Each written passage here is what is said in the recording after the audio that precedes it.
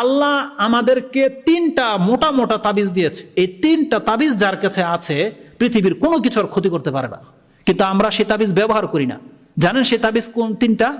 সূরা ফালাক, ইখলাস এবং নাস, এই তিনটাকে তাবিজ মৌইজাত বলা হয়েছে।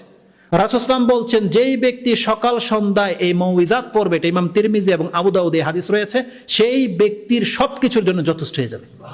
তার মানে কোনো কিছু ওকে ক্ষতি করতে পারবে না। রাসূল সাল্লাল্লাহু আলাইহি ওয়াসাল্লামকে কত বড় জাদু করা হয়েছিল, এই শুধু সূরা ফালাক আর নাস পড়ে খুলে খুলে সব সাফ হয়ে গেছে।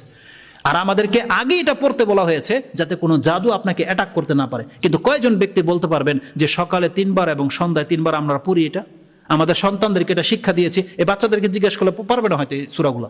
তো এটা দায়িত্ব, এটা কাদের দোষ? আমাদের দোষ। এজন্য আমাদেরকে কোরআনের উপর আমল করতে হবে।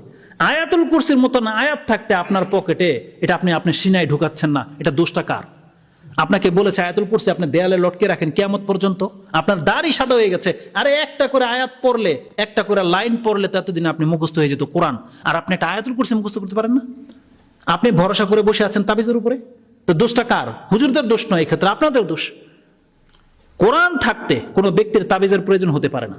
একান্ত যেই ব্যক্তি হতভাগা সেই কেবল এই রাস্তা ধরতে পারে, কিন্তু যারা জ্ঞানী, যারা কল্যাণের পথে আছে তাদের জন্য কোরআন যথেষ্ট। পুরো কোরআনের কথা বলা হয়নি, শুধুমাত্র সূরা ইখলাস, ফালাক, নাস।